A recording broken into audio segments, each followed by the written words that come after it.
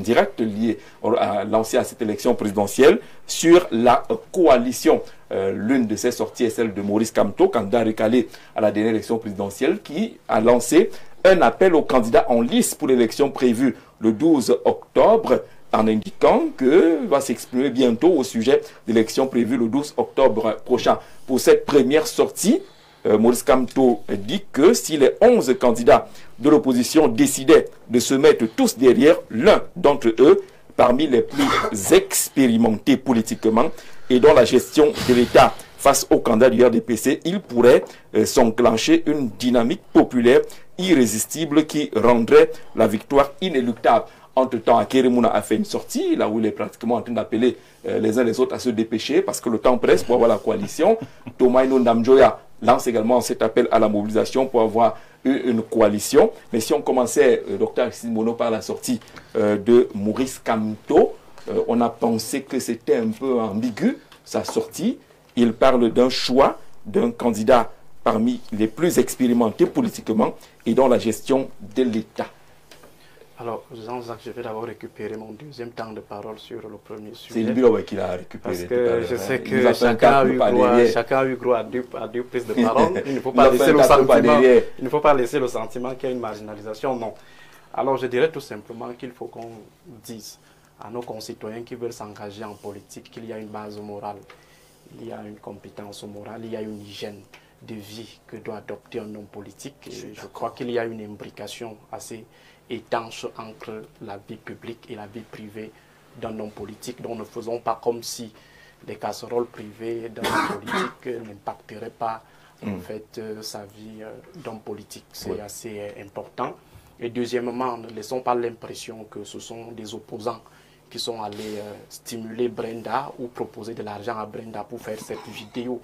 Je crois qu'elle est assez mature pour pouvoir utiliser à bon escient les outils de communication en sa possession. Donc ce ne sont pas les opposants qui sont allés appeler Brenda, ce ne sont pas eux qui ont mis cette vidéo en ligne. Et troisième chose qu'il faut dire aux uns aux autres, c'est que Brenda Biya reste une citoyenne et son avis compte en tant que fille de président. D'accord.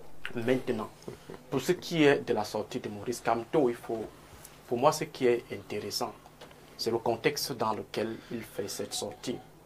Parce que j'ai lu ça et là, des choses allant dans le sens peut-être d'une création d'une certaine royauté à Santa Barbara où il inviterait les candidats en lice pour venir lui faire allégeance, pour venir prendre des conseils. Pour nous autres qui sommes sur le terrain, on a pensé qu'il était devenu un faiseur de roi. Un faiseur de roi, je crois que lui-même il a rejeté cela. Nous avons la chance qu'au-delà d'être sur les plateaux de télévision, nous côtoyons au quotidien les acteurs politiques et je peux vous dire avec certitude que ces 3 dernières semaines, j'ai discuté avec pratiquement tous ces acteurs. Alors je peux vous dire avec autorité que Maurice Kamto n'a jamais été demandeur, encore moins quémandeur de ces rencontres. Ces rencontres relèvent en fait d'une incitation des acteurs eux-mêmes, ça veut dire Bello Bouba, Issa Chiroma et tous les autres qui sont allés à Santa Barbara. Donc ne laissons pas l'impression d'un Maurice Kamto qui aurait décidé d'appeler chacun chez lui, étant donné qu'il n'a même pas les moyens pour le faire. Ce sont eux qui partent vers Maurice Kamto.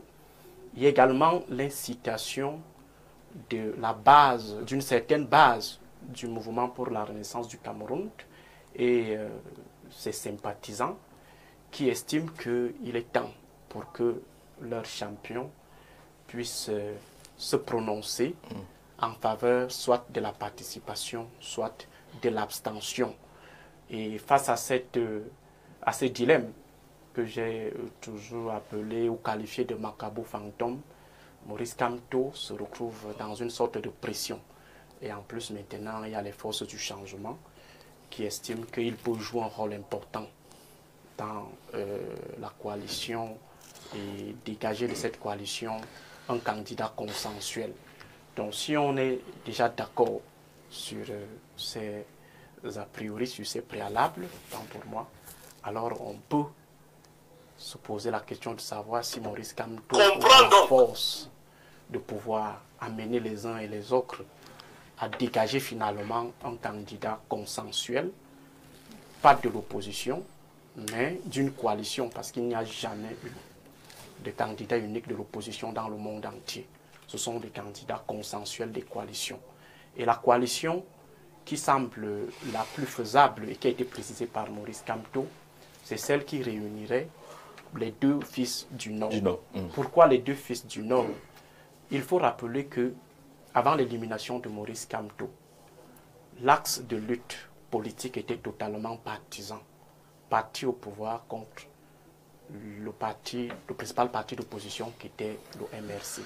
Après son élimination arbitraire au Conseil constitutionnel, il y a eu une certaine redéfinition de l'axe de lutte qui met désormais aux prises deux blocs ethno-régionaux. On est revenu dans le fameux Gentleman Agreement, Grand Nord, Grand Sud, et les uns et les autres estiment aujourd'hui que, au lieu d'apporter un soutien à un parti politique, on apporte plutôt le soutien à un bloc ethno-régional. Je parle bien du Gentleman Agreement, l'axe Nord-Sud. Les uns et les autres estiment que le pouvoir doit rentrer au Nord.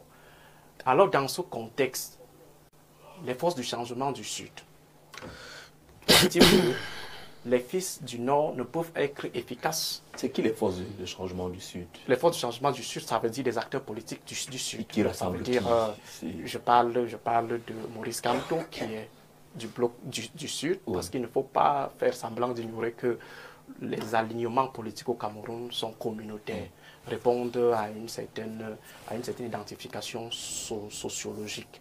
Donc il est clair qu'aujourd'hui, les forces du Sud, les forces du changement originaires du Sud, estiment que pour apporter le soutien aux forces du changement du Nord, il va falloir qu'ils évitent l'émiettement des voix. Et si Bello Bouba et Issa Chiroma vont de manière séparée à cette élection, il y a de fortes chances que la base électorale sur laquelle les forces du Sud comptent soit finalement fragmentée et qu'il n'y ait pas d'efficacité par rapport à l'objectif recherché. Voilà pourquoi on pense aujourd'hui qu'il est important que Bello Bouba et Issa se mettent ensemble, pas parce qu'ils ont des idées ou des programmes qui devraient en fait être mis ensemble pour créer une certaine émulation, mais c'est parce qu'on n'aimerait pas qu'ils fassent émietter les voix du Grand Nord. Est-ce que Maurice Kamto va donc s'en sortir dans cette mission?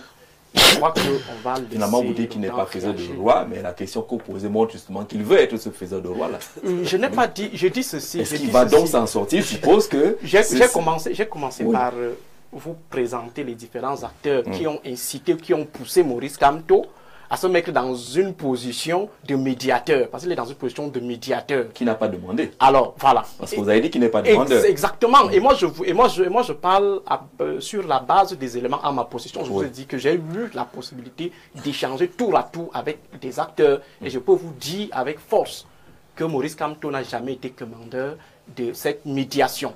Alors, il est face à une certaine responsabilité qui lui est imposée. Alors, est-ce qu'il va s'en sortir? Donc, c'est pourquoi je dis qu'il faut laisser le temps pour pouvoir finalement nous dire ce qui adviendra de ces différentes consultations.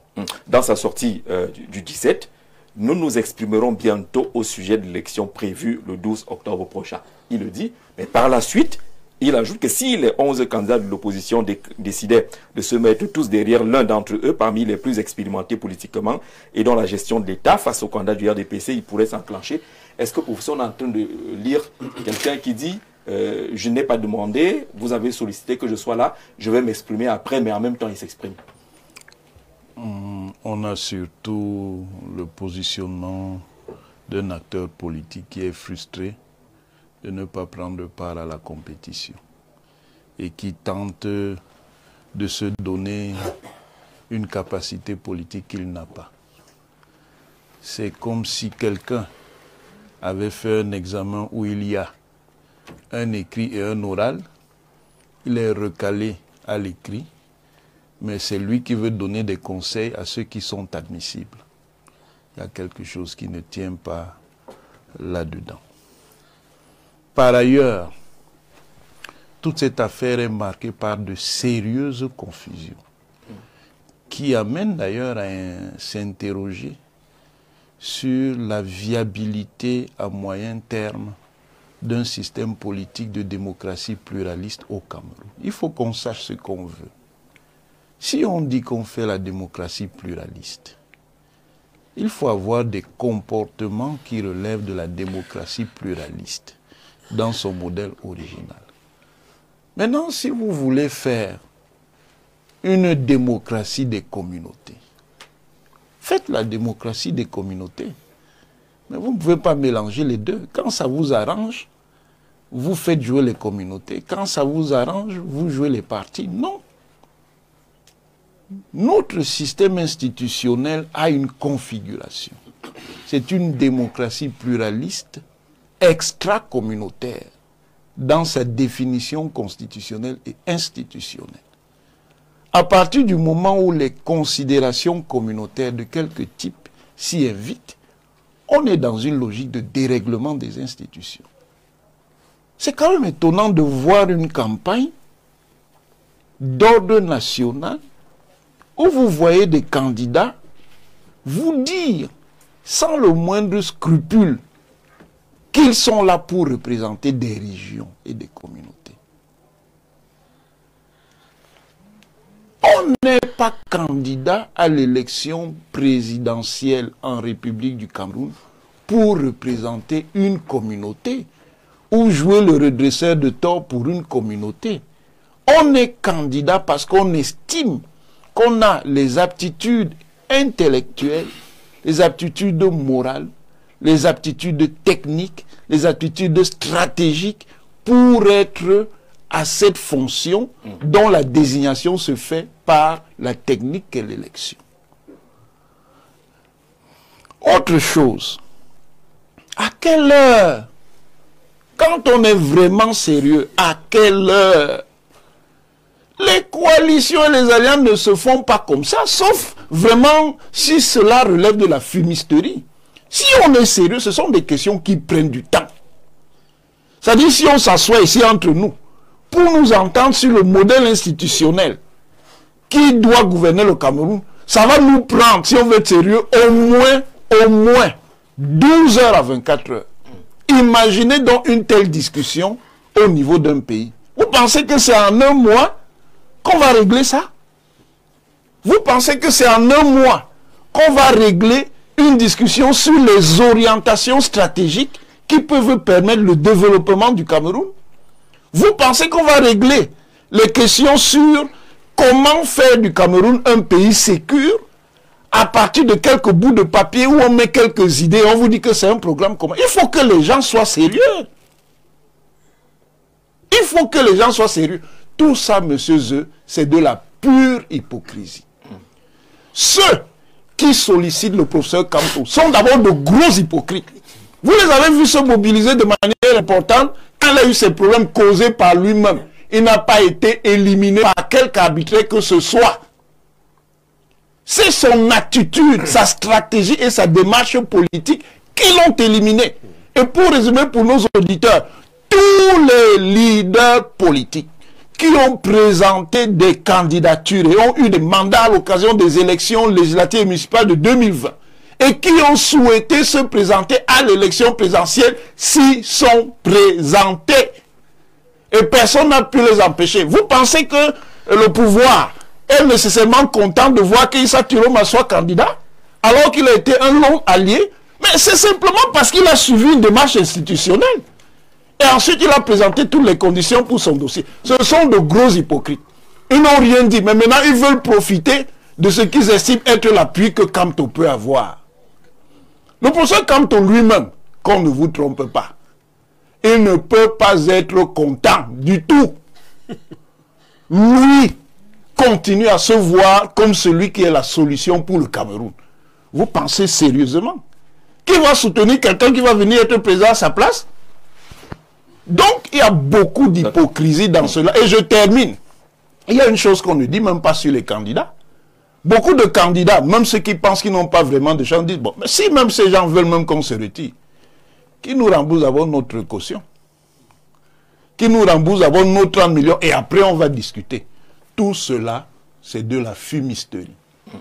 Et, pour terminer, Les gens m'amusent beaucoup.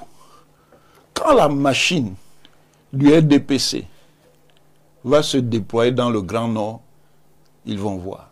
D'accord. Alors, Elie Biloba, sur cette sortie, Maurice Kamto, vous avez suivi également Akere Mouna qui dit que le temps passe, il faut faire vite, il faut trouver quelque chose.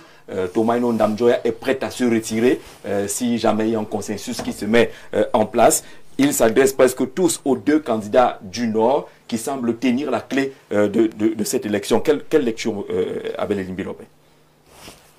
La lecture que je fais, c'est que nous avons affaire à de très mauvais acteurs politiques. On ne va plus en fabriquer, hein, c'est ce qu'on a. C'est malheureux, mais c'est ça la vérité. On a affaire à de très mauvais acteurs politiques. Pardon. Parce que si des gens considèrent que... Même Akere. Laisse-moi parler. Toi, tu me laisses souvent. Mais moi, je lui ai dit qu'il n'avait rien à faire chez Maurice Kamto. Est-ce qu'il t'a écouté? Je ne sais pas. Je l'ai appelé, je lui ai dit, tu n'as rien à faire à chercher une coalition avec des gens qui n'ont pas pu la faire à temps. Est-ce qu'il t'a écouté? Pour le moment, il lance encore un appel à la nécessité d'une coalition. Oui, mais c'est lui le candidat. Moi, je suis son soutien. Je lui donne mon opinion, mais c'est lui qui décide. Sauf que s'il décide contrairement à mon opinion, il assume seul la conséquence. Parce que moi, je lui ai dit que la coalition se fait avant de déposer les candidatures. Si vous connaissez comment le système est organisé, tout candidat qui envisage de se retirer lorsque les bulletins sont déjà établis est un désordonné. Et il est candidat. Il demeure candidat. Si c'est quand on a déjà le contentieux préélectoral est terminé au Conseil constitutionnel. Si c'est à ce moment-là que des gens qui n'ont pas écouté ce qu'on leur disait des mois avant, des années avant, si c'est à ce moment-là qu'ils viennent, ils nous montrent qu'ils sont immatures. Ils nous montrent qu'ils sont des mauvais acteurs politiques. Parce que l'article 147 du Code électoral n'est pas nouveau. Il est là. Tous sont supposés le connaître. Ils savent qu'il y a un moment où tu ne peux pas te retirer. Se retirer veut dire je ne suis plus candidat. Te retirer ne veut pas dire je ne suis plus candidat, mais j'ai les bulletins. Et si on se retrouve dans cette situation, c'est que c'est chacun d'eux qui a organisé ça. Et cette situation est une situation de désordre. Est-ce qu'il est bien censé... Une semaine de la campagne électorale. Est-ce qu'il est bien censé... Est-ce qu'il est bien censé qu'un leader politique occasionne l'impression de 8,5 millions de bulletins de vote pour qu'on les prenne, on les jette à la poubelle? Parce qu'il a dit qu'il n'est plus candidat à 2 semaines. Ils disent que tout cela ne compte pas. Oui, justement. Ou les 30 millions, ça ne compte pas. Justement. Si ça s'entend. Justement. On ne va pas sacrifier l'avenir d'un pays pour 30 millions. Ils peuvent bien se délaisser ces 30 Justement. Est-ce qu'il y a une loi qui pénalise ceux qui se retirent? Non, Akere Mouna l'a fait en 2018. À la veille de l'élection. Mais les bulletins sont restés. Et ça a été comptabilisé. Quand on l'a comptabilisé. Oui, mais ce qui est là, c'est que le citoyen électeur n'est pas aussi bête. Il sait que si on dit en papier blanc, oui, voilà. C'est pas d'accord. Vous faites des actes d'irresponsabilité et vous comptez que c'est le citoyen qui va venir corriger votre irresponsabilité. Vous-même, vous n'aurez pas été suffisamment sincère. L'élection présidentielle et toutes ses contraintes sont connues. Les gens qui veulent se désister là, je ne suis pas contre, ils peuvent se désister. Mais ce qu'ils prouvent, c'est que c'est des improvisateurs. C'est des hommes qui ne sont pas responsables. Quand tu as un parti politique qui doit être ta première base sur laquelle tu t'appuies, et ton parti a en tout et pour tout 3 conseillers municipaux, tu attends d'aller payer 30 millions. C'est à se demander si cet argent sortait de ta poche. C'est à se demander si vraiment cet argent sort de ta poche. Tous ces gens qui disent là que 30 millions, ça ne m'intéresse pas. Ils ne l'ont pas au quotidien. Nous les connaissons, leurs origines, leurs fortunes, on sait tout ce qu'ils ont. Ils sont dangereux. Ils sont dangereux pour la lutte de l'opposition. Alors, parce que tout ce dont vous parlez, en commençant par M. Maurice Kamto, c'est aujourd'hui que dans ce pays, en commun a été mis en place sur la table. L'homme qui a empêché ce travail de se faire, c'est Maurice Kamto. Comment cela? En faisant un congrès où il a fait venir Nietzsche pour dire que c'est tout, sauf si ce n'est pas lui, c'est personne. Bien sûr. Il a fait ça devant tout le monde, compliquant ainsi le rapprochement et le discours sérieux. Deuxième chose, tout le monde sait que ce monsieur n'avait qu'une seule issue, c'est d'emprunter un yango. Il a refusé devant tout le monde de le faire. Pour choisir la dernière minute, comme il veut choisir la dernière minute, pour jouer un rôle que rien ne lui confère. Rien ne confère à quelqu'un qui a échoué, même de présenter la candidature. Mais vous, au moins, vous voulez donner conseils à Keremouna? Moi, je ne donne pas, je donne des conseils à quelqu'un qui a réussi quelque chose. Il a réussi à être candidat. Ce que Maurice Kamto n'a pas réussi à faire. D'accord? Maurice Kamto, j'entends c'est ici. Non. Ah, Tu les connais même pas. non, parce qu'ils sont nombreux qui sont entrés dans la scène. Tu les entends, ça Ils parlent, oui. Tu les connais même Tu pas. les entends, ça les connaît. Mon nom, quand je l'écoute, Oui. il ignore complètement les contraintes de la vie politique. Il fait comme si la vie politique était quelque chose de lisse. Je peux faire tout ce que je veux, quand je veux, comme je veux. Non, mon cher. Monsieur Maurice Kamto, que vous voulez présenter comme une victime, il était aux élections en 2013. Je ne vous ai rien entendu dire à son propos. Il a perdu les élections législatives de 2013 dans le Fundi. Une liste de 7 candidats. Il est venu à l'élection de 2018. Il n'a fait l'objet d'aucun ostracisme. Aucun problème. Il avait les conditions électorales requises. D'accord. Maintenant, Il est allé à l'élection. Maurice Kamto n'est pas candidat. Oui. Mais au moins, il participe à ce qui complique la vie de l'opposition aujourd'hui. Il demande que quelques orientations soient trouvées pour que l'opposition soit forte. Parce qu'il pense que si ces gens se mettent ensemble, cela pourrait enclencher une dynamique populaire irrésistible qui rendrait la victoire inéluctable. C'est très hypocrite. Il a le droit de s'exprimer. C'est très hypocrite. Et Comment ça? l'hypocrisie n'est pas une vertu, mon cher. C'est maintenant que Maurice Kamto sait qu'il est important de se mettre ensemble. Est-ce qu'il est tard? Oui, il est tard. En quoi est-ce que je dirais? Il est tard parce que toutes sortes d'unions que vous voulez faire maintenant ouvre la porte à un comportement de désordre dans le champ électoral. D'accord. Qu'est-ce que c'est que ce candidat qui n'est plus candidat, mais qu'on va venir trouver en toute légalité les bulletins dans les bureaux de vote? Qu'est-ce que c'est? Qu'est-ce que c'est que ce candidat qui ne se retire qu'à un moment où il sait qu'il ne peut pas apporter une contribution significative dans la structuration de l'opinion des électeurs? D'accord. Est-ce qu'on n'est pas... Donc, vous avez vu il l'essentiel. faut que les gens qui ne savent pas comment oui. la vie politique est ordonnée... Docteur Eboutou, vraiment, est-ce qu'on n'est pas en train de condamner Maurice Kamto, en tout cas El Milo et les autres, sur la forme, sans écouter le fond de ce qu'il a dit dans cette sortie? Non, la réalité c'est que ceux qui le condamnent dans le fond et dans la forme ont parfaitement raison. Parce que, forme et fond en même temps? Oui, parce que Maurice Kamto aujourd'hui est au cœur de ses propres turpitudes.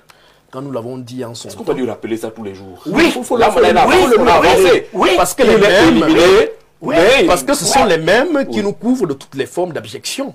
Lorsque l'on se retrouve à rappeler ces incohérences-là, et lorsqu'on se retrouve aujourd'hui à dire que le professeur Maurice Kamto doit simplement assumer les itinéraires politiques qu'il a choisis et qui lui ont amené dans ce trou. Donc, il faut les lui rappeler pour rester au moins constant vis-à-vis de ses partisans qui pensent qu'il est dur envers Maurice Kamto. Mais c'est normal. Pas dur envers Bello. Mais c'est normal. Ça sonne quand même pas. Mais c'est normal. Pas du tout. Mais vous ne savez pas, c'est que ses partisans et lui-même font subir aux autres.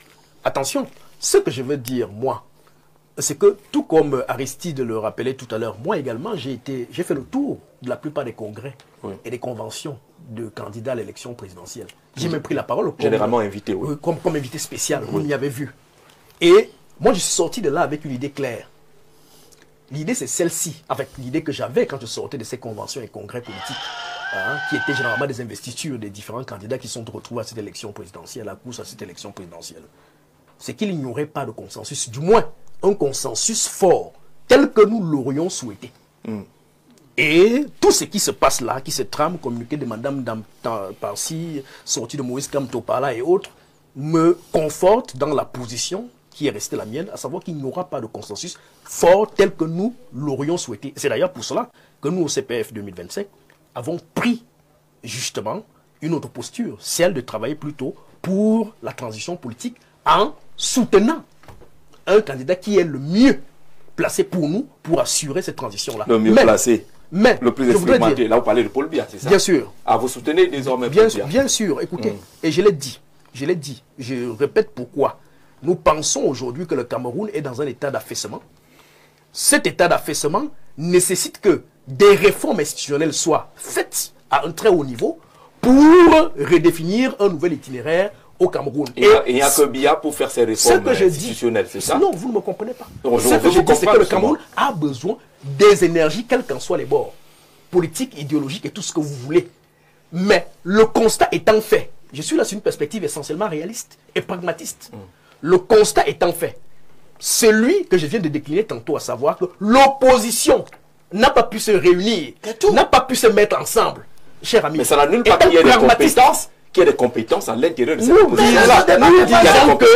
Nous disons que, et nous l'assumons, toute cette agitation que nous voyons n'aboutira à rien du tout. À rien.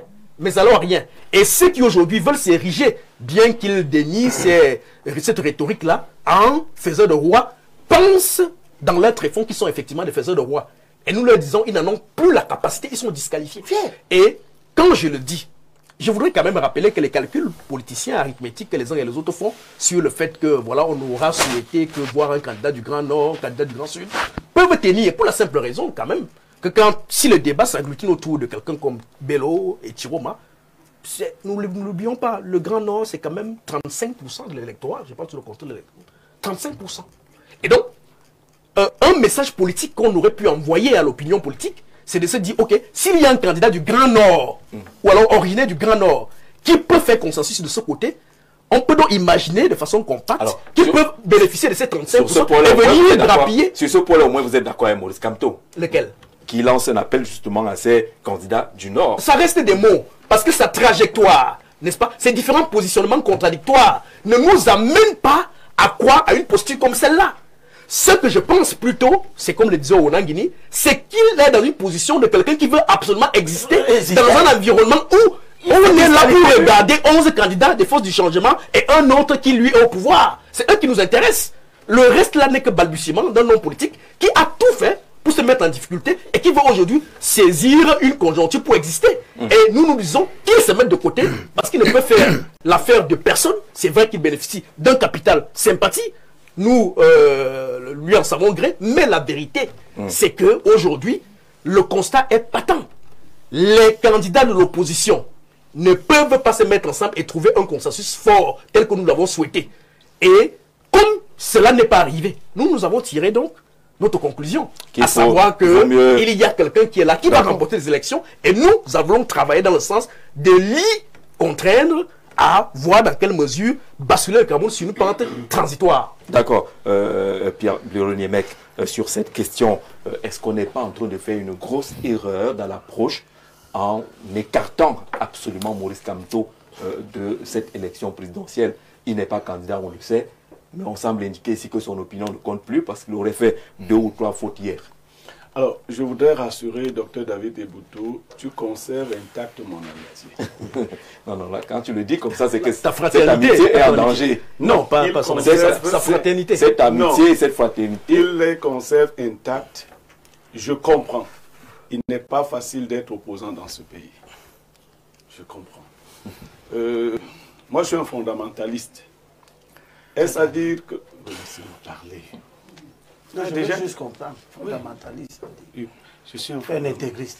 Je suis un fondamentaliste. Je choisis le même mot. Définition une approche conceptuelle. C'est-à-dire que je m'appuie sur une idéologie de manière permanente. Ouais.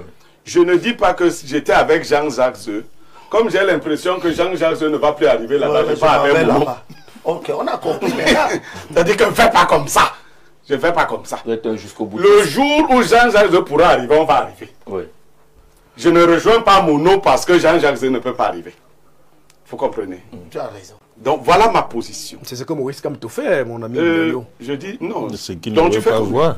Donc tu fais comme Maurice Kamto. Non, c'est que lui fait. C'est-à-dire que après tu as compris que c'est Biya qui peut arriver et tu rejoins Biya. Parce que nous moi-même si Biya peut arriver 50 fois, je ne le rejoins pas. Non, je vous ai dit, on n'a pas besoin de toi. Vous n'avez pas besoin de moi. Et je sais nous travaillons pour la ce que je voudrais qu'on comprenne. Vous êtes quand même nombreux déjà à être là-bas, non? Ne prenez pas tout le monde là-bas. Pour la transition? Vous êtes déjà beaucoup là-bas. Oui, vous êtes déjà beaucoup là-bas. Vous êtes parti du G20, vous êtes au G25. Avant la fin de l'élection, vous serez au G100. Donc vous êtes déjà beaucoup là. Jamais n'est là-bas, non? Qui a été G20? Non, vous êtes dit, vous êtes déjà. Non, jamais n'est pas pour la transition. Vous êtes beaucoup là. Jamais n'a rejoint son ami Momo. Permettez, oui, vous êtes beaucoup. C'est la même chose. Momo n'a pas eu de rang, il est avec l'autre. Donc vous êtes beaucoup là-bas. Laissez-nous aussi qui ne sommes pas là-bas. D'accord. Alors, qu'est-ce que je veux dire? Le professeur Maurice Kamto est un politicien. Il a eu un capital qu'il a reçu 14% à une élection présidentielle. Des gens qui disent qu'ils sont sérieux disent ici que non, ça ne veut rien dire, rien. C'est quand même rigolo. À supposer donc, j'ai entendu d'autres dire que le Nord c'est 35%. Le Nord seul. Oui. Vous avez pris même ces chiffres-là. Non, moi, Libélo, tu ne vas pas faire le travail là, laisse-nous. Alors peut-être 35 plus 14, ça peut être 49. Non, on ne sait pas. Les choses peuvent se passer d'une certaine... À la vérité, ils sont frileux. C'est ça qui est la vérité. Et il faut retenir que quand tu entends Elie Bilowe parler, tu entends David parler, tu entends Onan Guinée parler, et si tu es de l'opposition, fais exactement le contraire de ce qu'ils te disent.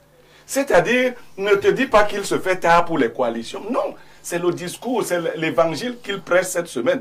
Il ne se fait pas tard. Un homme pragmatique. On est quand même à une semaine. Non, un homme pragmatique. Faites la coalition, vous serez battu. Jean-Jacques, voilà, dites-nous ça. Jean-Jacques, quand vous avez une chose à réaliser, n'écoutez pas les gens qui vous disent l'heure est passée. Commencez à agir à ce moment-là. Et vous verrez qu'in extremis, beaucoup de choses se sont faites. Et la trop grande assurance qu'on voyait est en train de s'effriter. N'entendez pas ça, c'est les pleurs des gens qu'on a d'appeler. Là, c'est Jean de Dieu Momo qui l'a dit. Hein. Ah oui, mais ça l'inquiète un peu la sérénité. Ah ben, si Jean de Dieu Momo est inquiet, vous pouvez comprendre. Parce qu'il va même plus loin. Il va même plus loin jusqu'à dire qu'à l'intérieur du RDPC, il y a des gens qui souhaitent la défaite du RDPC. Mais c'est possible. Donc, c'est donc des moments importants. Actuellement, on dit Maurice Kamto n'est pas faiseur de roi et autres. Qu'est-ce que nous avions demandé à Maurice Kamto, nous autres, quand il a été éliminé? Nous lui avons dit de ne pas laisser ses voix aller à volo. Nous lui avons dit de monter de la hauteur. Quand il décide de monter de la hauteur, je vais citer Brenda Biya. Brenda Biya dit, je cite, tout ce que je fais vous énerve. C'est comme ça, Maurice Kamto. Ouais, tout ce que je fais. Et elle conclut, je cite Brenda Biya, mais jusqu'à ma mort, je vais vous énerver. C'est dans ce rôle-là que se retrouve Maurice Kamto. Tout ce qu'il fait vous énerve. Alors, il dit qu'il faut se mettre tous derrière l'un parmi eux, les plus expérimentés, l'un d'entre eux parmi les plus expérimentés politiquement et dans la gestion de l'État face au candidat du RDPC. C'est pratiquement une orientation qui est donnée là, honorable. Vous savez, il y a un dicton de chez moi qui dit que quand la grenouille au fond du trou, elle croit que le ciel est petit. Se le voit à travers le trou du puits. Oh, oui, c'est la situation dans laquelle se trouve le leader du MRC. Beaucoup de citations aujourd'hui. Et je voudrais dire à mon chef Blériot que vous êtes allé chercher toutes les citations. Vous savez, tout votre village là. Vous savez quand en 2000, en 88, lorsque la démocratie pluraliste revient au Cameroun, les dernières élections pluralistes c'était en 64. Et on voit un phénomène nouveau apparaître également sur la scène politique, une doctrine, c'est le consensualisme politique. Donc ce n'est pas une invention d'aujourd'hui. Et le consensualisme politique est caractérisé par des mécanismes extrêmement complexes, souvent longs et lents. Ils peuvent même être source de conflits. Et toute l'activité du leader du MRC est source de conflits dans la recherche d'un consensus aujourd'hui. Et c'est pour cela que vous voyez que quand Blériot dit qu'il est fondamentaliste, heureusement il le dit lui-même, parce que tout fondamentalisme est essentiellement autoritaire. anti-modernité, tout fondamentalisme est essentiellement intolérant. C'est pour ça que vous voyez. Dictatorial. C'est pour ça que vous voyez. C'est comme ça que je suis. Hein. Mais c'est ça. C'est comme ça que je suis. C'est pour ça que vous voyez. Je suis bien varié tout. Oui, il ne peut donc s'accommoder que du champ lexical du MRC et de son leader. En ce qui nous concerne, nous observons que le consensualisme au Cameroun ne peut pas échapper aux contraintes qui s'imposent à tous les essais de consensualisme politique à travers le monde. Le Cameroun n'est pas une exception dans ce champ. Donc, nous, heureusement, il n'y a que Bleureux. Cela, le Cameroun ressemble aux autres, quoi. Il n'y a que Bleureux qui ramène la responsabilité du RDPC et l'état d'esprit qui s'y déroule sur la table. Vous avez vu que même les leaders politiques qui s'expriment sur la question n'ont imputé aucune responsabilité au RDPC ou à son candidat. On n'a pas entendu quelqu'un accuser, comme d'habitude, les autorités administratives, le président Biya et le parti au pouvoir de les empêcher de faire ci ou ça. On a comment entendu dire que c'est le parti au pouvoir qui injecte le discours sur le consensus de l'opposition ou rien, candidature unique ou rien. Jean-Jacques, vous voyez que je suis en train de vous dire que je suis partisan d'une démocratie ouverte, c'est-à-dire que il n'est jamais venu dans mon esprit de conseiller qui est une candidature unique. C'est eux-mêmes qui sont allés chercher le consensuel là. Et je vais vous dire qu'il y a une autre contrainte dans le consensualisme politique, c'est la contractualisation des accords. Avez-vous un seul document qui concrétise un seul accord entre les différents candidats à l'élection? Et c'est pour cela que ceux qui s'aperçoivent aujourd'hui que le temps est passé n'ont pas tout à fait tort. C'est-à-dire qu'en fait, moi j'ai vu cette semaine, mon jeune collègue déclarer que ceux qui sont ses aînés doivent d'abord s'entendre. Voilà, il viendra après. J'ai vu le président aussi, candidat à l'élection présidentielle également, présenter, oui, vous pouvez négliger. Petit parti. Vous pouvez négliger leur poids politique. Plusieurs petits peuvent faire. Tous ces petits ne font même pas 10. Hein. Non, Blériot, vous voyez, ça dit que votre calcul électoral là n'est pas juste. Vous pouvez négliger le poids politique de quelqu'un qui a 5 députés et 207 conseillers municipaux comme Cabral. Et donner plus d'importance à quelqu'un qui n'a 0 conseiller, 0 député, il n'est rien, mais vous trouvez que Kamto est plus important que ceux qui sont. Donc ça c'est aussi la scène politique camerounaise. Hein. C'est-à-dire que ceux qui ont le mérite... Les deux ont compétit, hein, et l'un a battu l'autre. Hein. Ne faites pas ce genre de jeu. Les deux ont compétit, l'un l'a battu avec plus. Il fallait donc compétir aux législatives. Vous faites quoi comme ça? Laisse-moi avancer. L'un a battu l'autre double. Laisse-moi avancer. J'étais en train de dire que, à ceux qui nous regardent, que cette semaine, j'ai plutôt vu le déploiement des équipes de campagne du SDF, par exemple, le docteur Kakde est devenu le directeur de campagne du candidat du SDF. Bon, ça veut dire que tout le monde est conscient que le 26 au soir, la campagne électorale va commencer. Pendant ce temps, certains ont trouvé un seul programme, le consensualisme, c'est-à-dire un candidat consensuel, sans qu'on voit très bien le respect de la doctrine du consensualisme politique. Et je dis que pour nous autres, venir ici à nouveau discuter de cela relève, je dirais, de la courtoisie républicaine. Et ça montre très bien que certains qui donnent des conseils, vous savez, les nombreux savants qui tournent autour des leaders de l'opposition, font un travail, ils rendent un très mauvais service à la pluralité au Cameroun, parce que le pluralisme ne se nourrit pas de mensonges, de désinformations, de désarticulations de la réalité scientifique ou de la réalité socio-politique. Vous voyez des gens qui passent à longueur de médias à raconter des choses qui n'ont rien à voir avec le bon sens démocratique ou politique des Camerounais. Et lorsque la réalité les rattrape, vous trouvez que beaucoup trouvent que non, le parti au pouvoir n'est pas serein.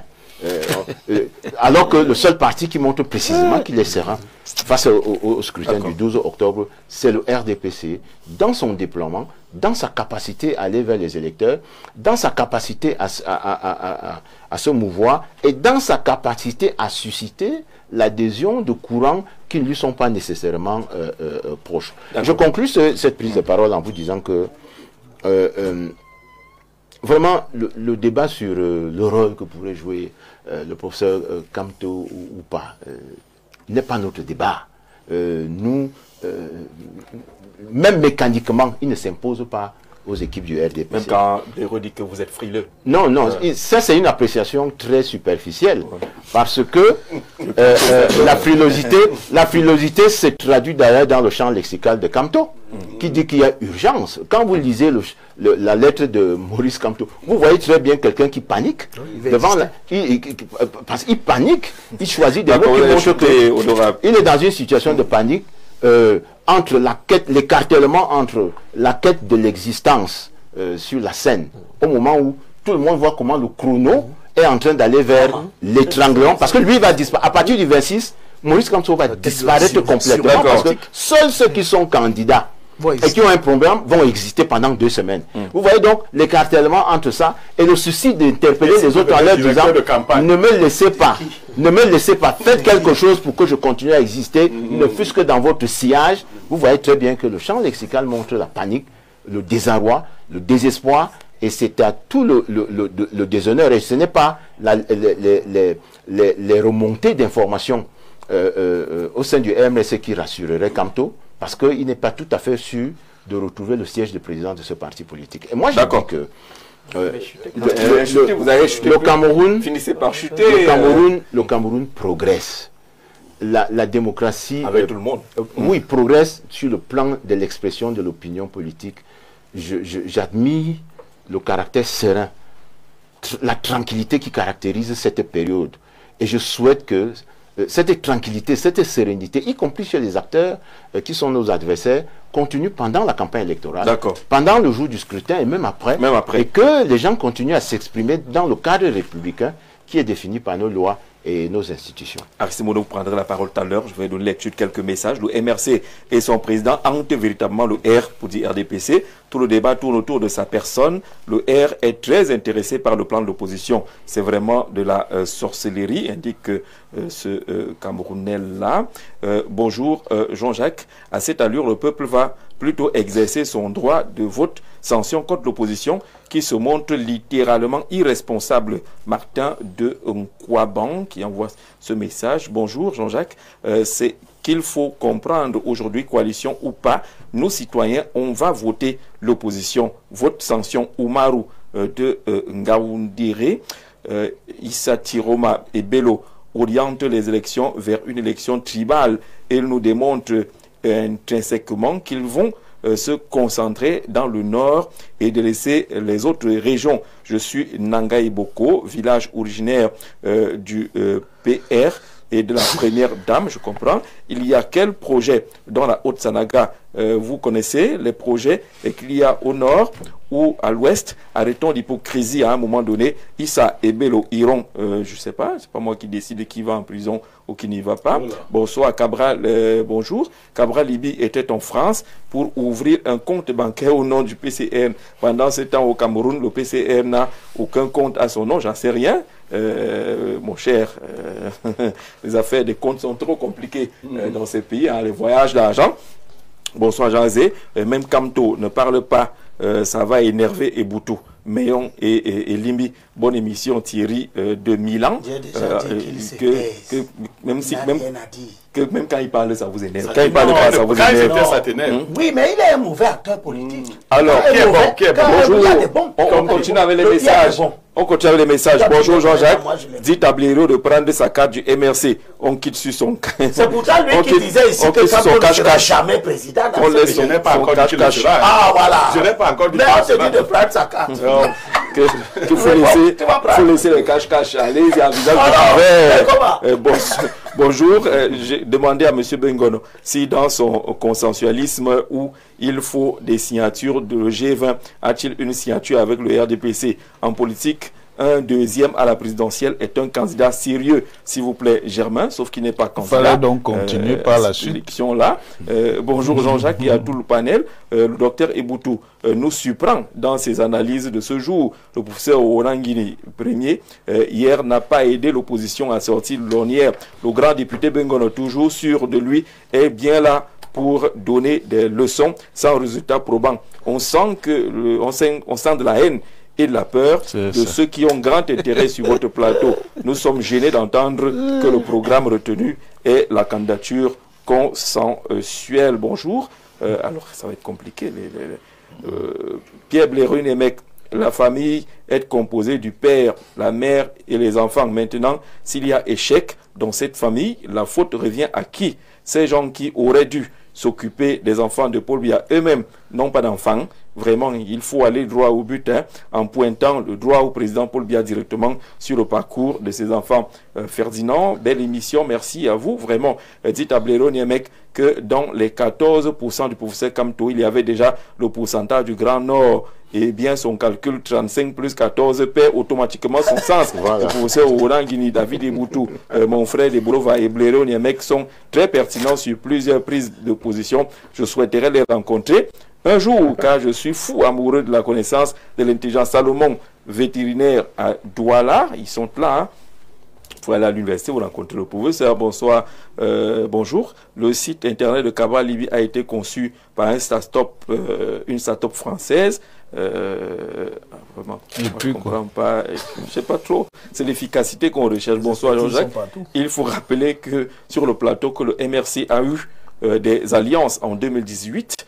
C'est pas parce qu'il a été très fort. Univers de Cabral à cette époque était parti seul à cette élection-là avec son résultat qu'on connaît. Bonjour, dites aux soi-disant fondamentalistes sur le plateau qu'il est le plus incohérent et sur ses prises de position. C'est de Blaireau-Nemec.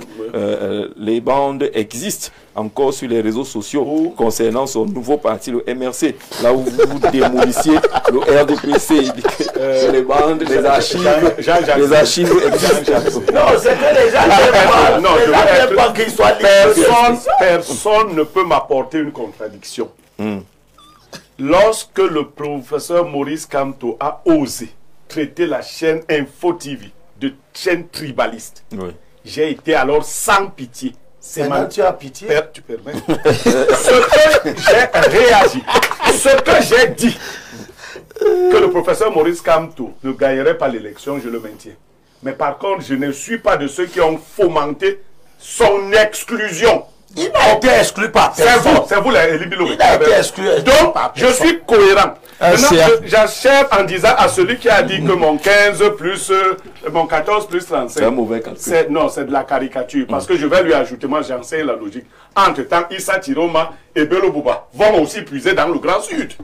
Voilà donc. Paul Biya lui ne va rien puiser dans le Grand Nord. Je vois déjà, on est déjà à 60. Ah, c'est vous qui disiez qu'il faut pas un vote communautaire.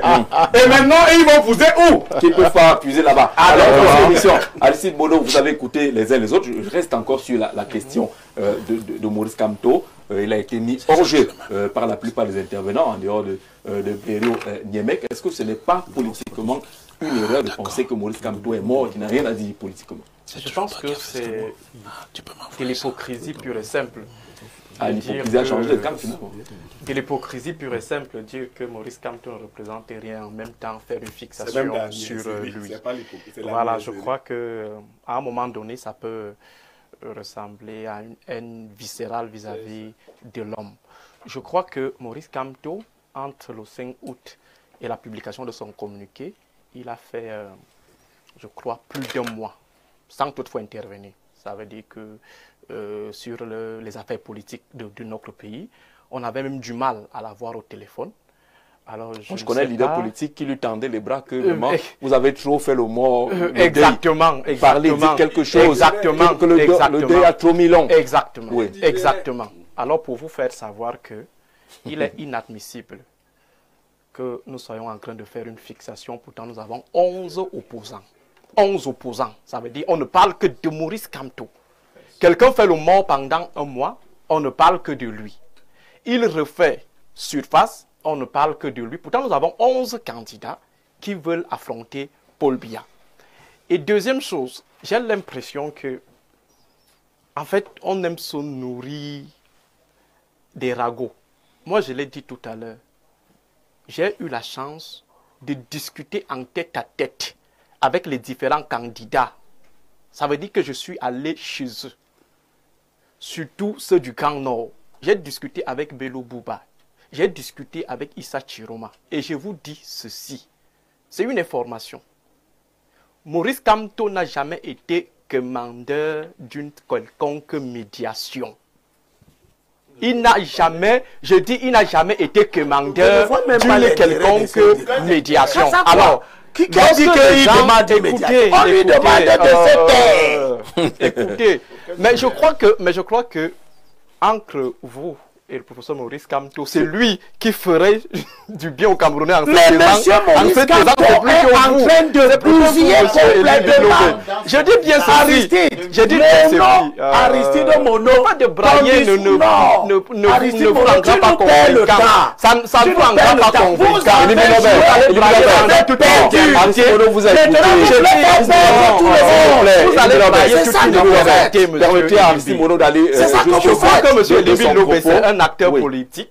C'est ça que vous faites. Qu'il a fait. Non, le problème c'est que lui pense qu'il a le droit de toujours parler. Mais curieusement, on a l'impression que, donnez-moi la parole. Monsieur Libin Lobé refuse de nous présenter son bilan d'opposant pour se concentrer sur je te présente le bilan, c'est toi l'électeur. Voilà, donc j'aimerais vous faire savoir que dans ma circonscription. Je vous dis, monsieur Elimbi, en dehors des plateaux de télévision, vous n'existez nulle part. J'ai été conseiller municipal 10 ans durant. Toi, tu ne l'as jamais été dans ta vie. Un has-been, disons. Oui, un has-been que toi, tu n'as jamais été. Je ne suis pas sûr que tu le seras. C'est pas son rôle. Allez, c'est pas son rôle. Écoutons Aristide Mono. Ce que j'aimerais préciser, c'est que Maurice Kamto est devant un dilemme, et je le reprécise, il est devant un dilemme. Ne pas s'engager dans la médiation qui lui est proposée, confiée, l'exposerait à une certaine sanction d'une opinion qui pourrait estimer qu'il est égoïste. Ça veut dire qu'il ne veut pas participer à la victoire des autres candidats. Voilà. Il y a également une branche dans son parti qui estime que lorsqu'il a eu ses déboires au Conseil constitutionnel, on n'a eu personne autour de lui pour le réconforter. Même chose également avec ses prisonniers politiques, et ils estiment que M. Kamto n'a pas de contribution à apporter.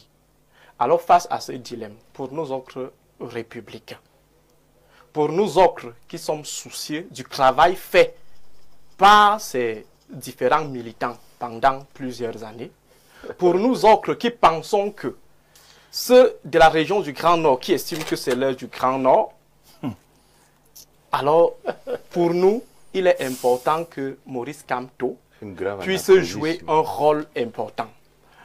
Le professeur Mathias Owonangeni, l'un des fondateurs du MRC, il a dit tout à l'heure qu'il y avait pas assez de temps pour construire une certaine base programmatique consensuelle. Il faut, comme les militaires disent, c'est le terrain qui détermine la manœuvre. Alors, monsieur Mathias Owonangeni, allez à la source, questionner les différents acteurs, partis au consensus pour leur demander quelle est la base de votre consensus. Peut-être vous avez vos données académiques, livresques, mais allez sur le terrain. Mais je vous donne un indice. Le propos de l'évêque de Yagua. C'est ça, je dis bien le propos de l'évêque de Yagua. À un moment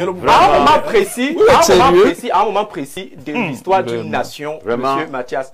Tout ce que vous allez raconter à l'école, ça ne fait absolument à rien. C'est le pragmatisme. Vous êtes sérieux? C'est ça le pragmatisme? Parce que, en fait, les alliances que le RDPC a eues avec les acteurs de l'opposition depuis 1992, je ne sais pas s'il y avait une certaine affinité programmatique ou idéologique. Alors, c'était tout simplement du pragmatisme pur et simple. Et le député veut que Maurice Kamto vienne avec des documents ou des potentiels documents venir présenter au RDPC que bon voilà ce conseil mais c'est naïf quand même. C'est-à-dire que vous faites preuve d'un... Comment on appelle ça? Ce que vous faites là, c'est du sophisme. C'est sur le plan intellectuel. Et c'est tellement simpliste, docteur Mono. Non, moi je vous le dis. Non, laissez-moi parler. Je vous le dis. Vous êtes un simplisme écœurant. C'est moi qui vous remets. Prenez 45 secondes. Alors, 45 secondes, je vous dis, parce que vous m'avez cité. Je vous dis honorable, je vous dis honorable. Vous m'avez cité. Je vous réponds en vous disant que... Vous allez souffrir de la présence de l'insignifiant, du ridicule, du malhonnête Maurice Kamto pendant plusieurs années. Ça, c'est vous qui le qualifiez comme ça, c'est pas moi. C'est pas sorti de ma bouche. Moi, je vous rappelle que seulement ce qui nous intéresse, c'est le peuple camerounais. Quelle est la position du peuple camerounais? Je vais vous dire. Si le peuple camerounais est pour une coalition, alors Maurice Kamto sera obligé de mener la médiation au bout. Si le peuple camerounais estime que même sans coalition, il va apporter son soutien à un des deux candidats du Nord, cela se fera. Vous interrogez le peuple camerounais à quel moment pour la coalition? Une chose, le peuple camerounais n'est pas appelé à un référendum sur la coalition. Une autre est de lui faire accepter le peuple souverain. Laissez-moi lui répondre en différents candidats. Oui. Alors, 45 secondes, docteur Mono, vous êtes d'un simplisme écœurant. Le peuple camerounais n'est pas appelé à un référendum sur une coalition. Nous nous sommes appelés. Le peuple souverain est appelé le 12 octobre pour se prononcer sur l'élection présidentielle. Et il y a 12 candidats. Donc, quand vous... Alors peut-être que le référendum vient également dans le communiqué. Non.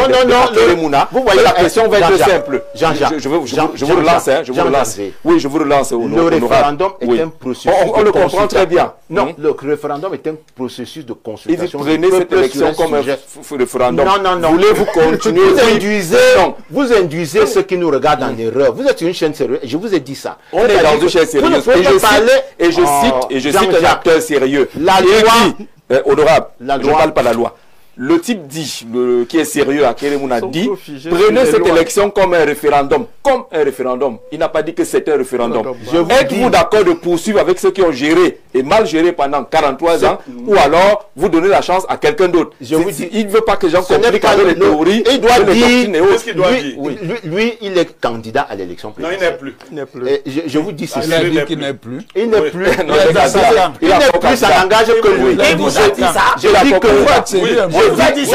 non. Il reste candidat. Soyons sérieux. Vous faites la désinformation. Vous êtes battu, vous faites la désinformation. Et je crois que même Maître Kérémouna qui parle, parce qu'il est juriste, doivent bien faire attention sur le choix de ces mots. Nous n'allons pas à un référendum. Nous ne sommes pas dans le champ du droit, monsieur. Nous sommes dans le champ de Monsieur Mono, laissez-moi parler. Laissez-moi parler. Vous avez parlé, je vous réponds. Je vous dis que vous êtes d'un simplisme écœurant. C'est pour ça que vous faites l'analyse erronée que vous venez de faire. Je vous dis, le peuple n'est pas souverain, là, n'est pas appelé. Et je vous dis à partir du 26 au soir, si un candidat n'appelle pas Kamto pour parler en son nom, Kamto ne parlera plus. C'est ça. Vous qui êtes pragmatique, donc, sachez-le. Les derniers... Non. Kamto ne fait peur à personne. Je vous donne une information. Je vous dis que c'est comme ça que ça fonctionne. C'est-à-dire que si vous n'avez pas votre candidat consensuel, et si un candidat n'appelle pas, un candidat ne vous appelle pas, vous, docteur Mono, à venir parler pour lui, son temps de parole sera décompté. Alors, les gens s'expriment aujourd'hui parce que le temps de parole n'est pas encore compté. Quand il y aura la computation des délais et la computation du temps de parole, Maurice Kamto ne parlera plus que pour le candidat dont il a été à l'origine. Donc vous allez lui interdire. Non, c'est la loi qui... C'est la fait donc même si les réseaux sociaux.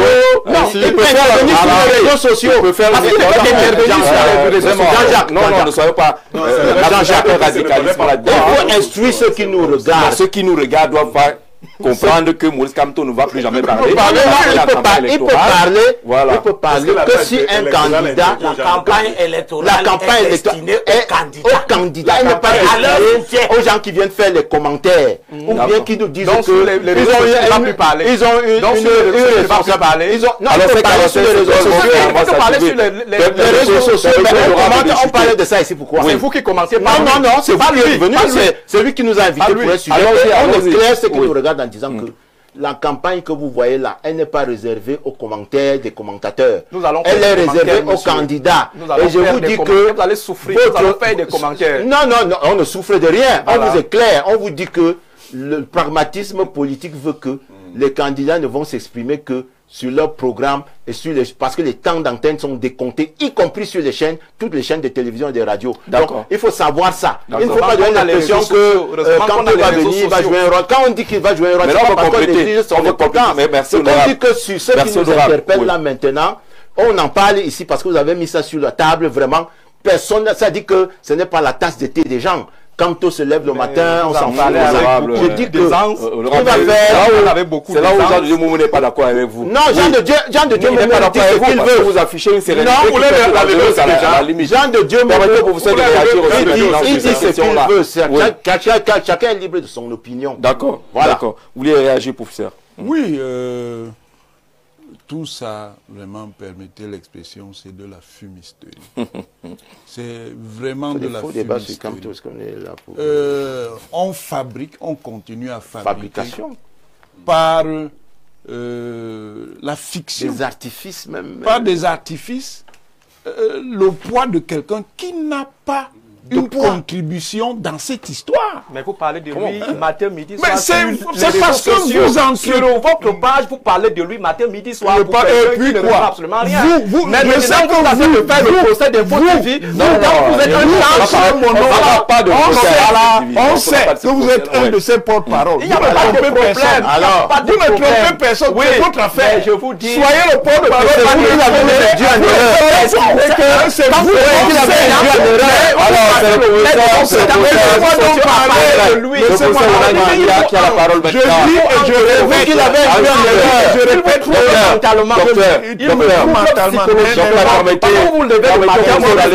Après 2 heures, après 3 heures,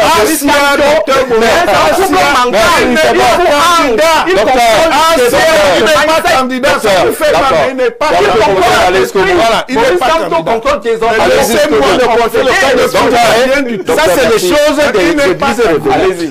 Je dis, elle fait la science politique. Moi, il m'amuse beaucoup parce qu'ils sont en train de fabriquer la victoire du RDPC. Ah bon? Je ne vous expliquerai pas le résultat final. Le résultat final, c'est qu'ils sont en train de fabriquer la victoire du RDPC. En croyant faire la science. Qui continue? Est-ce qu'une défaite du RDPC est possible? En croyant faire la science. On va sortir de là. Je demande la parole. D'accord. On a beaucoup mis l'accent sur... Non, le temps on faisait le débat on va avancer sur ces différentes sorties. Sur ces différentes sorties, est-ce qu'on ne met pas un peu trop l'accent et on n'accorde pas un peu trop d'importance à 2 candidats, Bello et Tiroma? Oui. Il faut leur accorder de l'importance parce qu'ils sont des éléments perturbateurs. Là, ils sont importants. Oui. Tous ceux qui perturbent la marche sereine du processus politique sont des gens à prendre en compte. Je voudrais à cet égard dire à tous les amis du changement. Quel changement, Elibi? Toi, tu cherches même quel changement? Il n'a jamais été. Quel changement tu cherches même, Elibi? Dis la vérité pour cette fois-ci. Tu cherches quel changement? Tu es contre Rio. Tu cherches quel changement, Elibi? Finalement, dis seulement tu ne peux pas dire qu'Elibi est même contre le changement. Il est contre.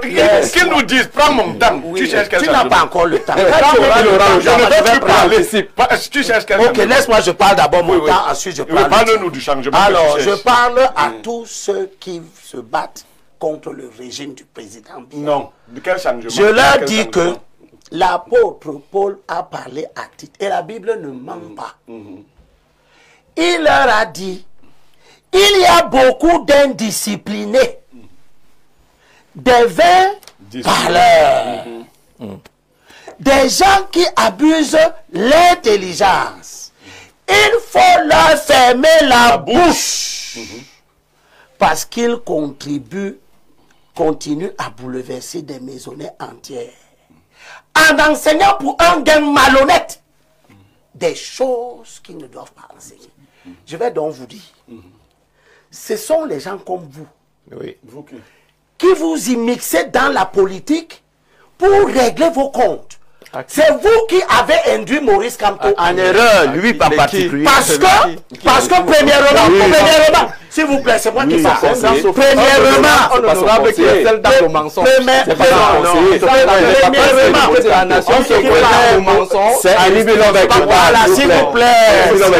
S'il vous plaît. S'il vous plaît. La vie politique camerounaise n'a pas commencé aujourd'hui. C'est ça.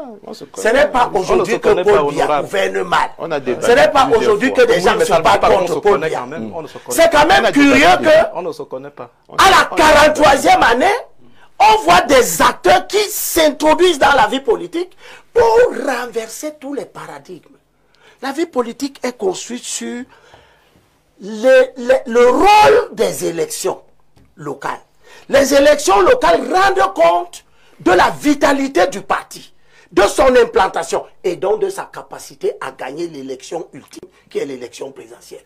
Ce sont les gens comme ça qui eux-mêmes n'ont jamais été à une élection, qui viennent sur les plateaux de télévision enseigner que quelqu'un qui n'a aucun élu est le plus grand. C'est lui qui détermine. On parle de lui matin, midi, soir. Justement, nous parlons de lui. On appelle ça en sciences politiques un artefact. Je réponds. Nous parlons de lui. Artificielle. C'est vous qui fabriquez. Honorable Aristide Mono, s'il vous plaît. Chers compatriotes, vous faites un message. parlons de Maurice Kamto le matin, à midi, le soir, à toute heure, parce qu'il a été d'une importance extraordinaire dans le dérèglement de l'opposition. Il a nuit considérablement. C'est la première fois que je vois un chef de parti s'est levé décider à 1 minute de la fin qui ne part pas aux élections, empêchant tous ces militants sur lesquels nous comptions pour progresser dans la conquête du pouvoir. Vous qui oui, je n'allais pas me faire élire. Moi, j'étais aux élections, tu n'étais pas. Lui, il n'était pas non plus aux élections. S'il vous plaît. Alors, laissez-moi terminer mon propos. Vos jugements de valeur ne m'intéressent pas. 45 secondes encore, oui. Vous êtes des gens qui veulent absolument, en fait, vous êtes des acteurs du système. Et votre rôle, pour vous affirmer à l'intérieur du système et obtenir des rentes, c'est de perturber autant faire se peut la marche des partis classiques qui ont fait leurs preuves. Aujourd'hui, vous venez nous dire que Maurice Kamto doit donner des consignes, parce que s'il ne donne pas de consignes, on dira qu'il n'a jamais voulu donner. Maurice Kamto, c'est quelqu'un qui a refusé depuis 2017 la logique d'une coalition qui ne se ferait pas autour de lui. Nous avons 11 opposants. Vu comme cela, les 11 opposants donc qui restent. Quand Akeremouna dit que cette élection sera comme un référendum, il dit bien le bon et le pour, le pour et le contre. Ceux qui voteront pas l'opposition voteront le régime. Le régime, c'est qui? C'est Paul Biya, c'est Issa Chiroma, c'est Bello Bouba, c'est Maurice Kamto. Ce sont des gens qui ont travaillé ensemble, qui ont mis le pays ici là où il est. Et aucun de n'est qualifié pour critiquer. D'accord, c'est bon. C'est bon pour la chute. Voilà, nous sommes qualifiés pour les critiquer. Bello, je termine par là. Bello Bouba a fait un voice qu'il adresse au président de l'Assemblée nationale. Issa Chiroma, pardon, pas Bello, Issa. Dès que ce voice a circulé, il s'est rendu compte de la bavure que cela représente. Ils ont couru pour supprimer. Mais qu'est-ce qu'il dit dedans? Il dit à Cavaille que nous étions dans le système. Il cite les noms de tous les enfants du Grand Nord qui ont collaboré. Et il dit, nous n'avons fabriqué aucun milliardaire du Grand Nord. Nous n'avons, à l'extrême Nord, nous n'avons fabriqué aucun milliardaire du Nord. Nous n'avons fabriqué aucun milliardaire dans la Damawa. Et il dit, nous avons été incapables de donner à nos enfants des tables bancs dans les lycées pour s'asseoir et étudier. Ce sont ces gens. Il décrit la conception qu'il a du pouvoir. C'est-à-dire que ce qu'ils auraient dû faire dans le pouvoir, c'était de fabriquer des milliardaires. D'accord. Et ce sont ces gens-là que M. Maurice Kamto veut nous appeler à aller voter. D'accord, vous nous donnez...